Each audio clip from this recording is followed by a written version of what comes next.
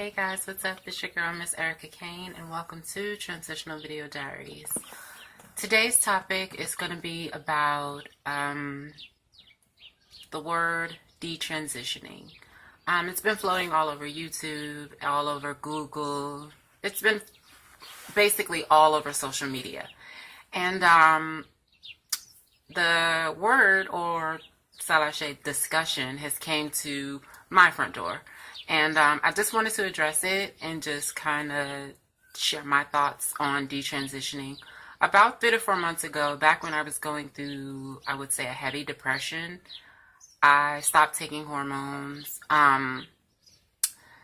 Basically, due to the fact that not only was I in a depression, going through a breakup, just trying to find my way and trying to find my niche in life and all of that, I stopped taking my hormones because it started to, I guess, take effect on my body. I'm sorry guys, I'm trying to do the whole background thing.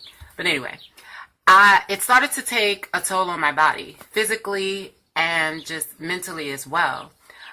Physically, I would say I started to have pre-hormonal symptoms like my cramps, headaches, and I also just started to just have these crazy like migraines and bloating and weight gain, and just it would just come in crazy just places, and I'm just like, well, wait a minute now. Why is this happening to me? I don't really like it. I don't like me blowing up and all of that stuff. I'm already going through a depression. I already feel sad. And it's not good for me to basically go through this right now, because I'm already feeling, when you're already feeling down and you start to gain weight and you start to comfort eat and all of those things. And it's just like, man, I don't want this to happen right now. So,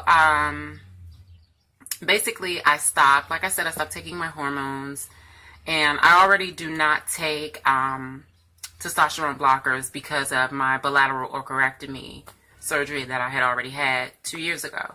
And, be sure to check out my bilateral orchiectomy video.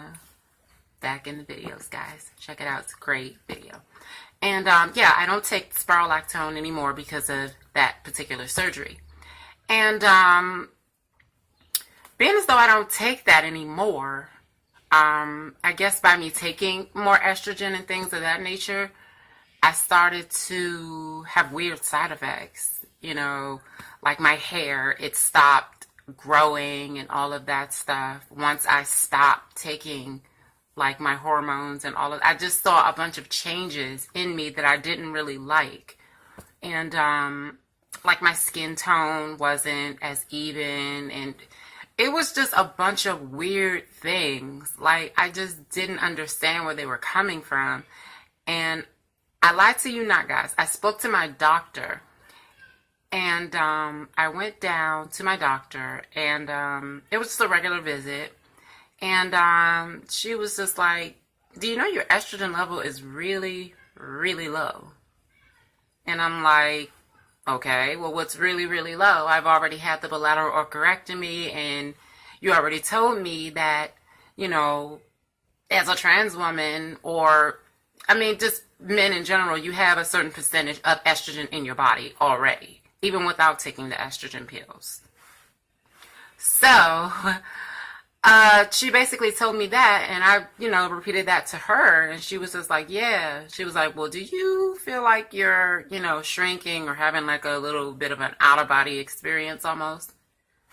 And I was just like, well, now that you brought it up, yeah, I do. I felt like I was getting shorter and things of that nature. And she was like, yeah, because your bone density has shrunk, and you're kind of shriveling up, honestly, because you made a decision back in 2011 to go through this whole transition and all of that, and now since you're declining it, your body's declining as well, And by you not having, while your body's not being used to having that estrogen pumping through your body and all of that, your body is basically rejecting all of, you know, the estrogen that it used to have. It's basically trying to react like, where is the estrogen that I'm used to normally getting? Like, what's going on?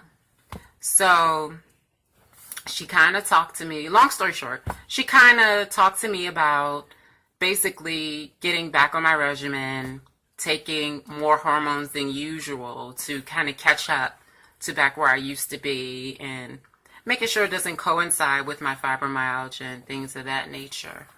So with that being said, I just want to say, I'm sorry, I just get so distracted out of my window, I'm sorry. Okay, I'll just say me saying this. If you're going to detransition, that's your decision, but you have to be aware of the repercussions of detransitioning. Make sure it's something that you want to do, not really a phase. Because if it's a phase, it can affect you in more ways than one. More ways than one. I'm telling you now, guys. Like, if you're going to do it, be sure you're ready to do it. If it's just a phase, or if you're just feeling like that for a moment, take a second, think about it, then make your decision. But until next time, guys, I definitely wanted to speak on this topic and just share my thoughts on detransitioning, because it's a very, very important subject going around in the trans community. At times, as trans women, we get low and we, you know, feel like, okay, well, we can't do this anymore. We can't take life's pressures. We can't take, you know, being rejected in relationships and just being rejected in the world and being clocked and all of those things, workplace, all of that stuff, all the things, family, all the things that ties in with making you want to detransition. It's just nitpicking at you at once, or it may just feel like a building just coming down like a ton of bricks, and you just have to just feel like, I can't do this anymore. I want to stop. I don't want to do this. Like, just stop. You just got to take a second and take a breath and just realize how valuable life is. And you don't want to give up something that you've started, especially since you've dedicated so much time to it. If that kind of makes sense to you guys, don't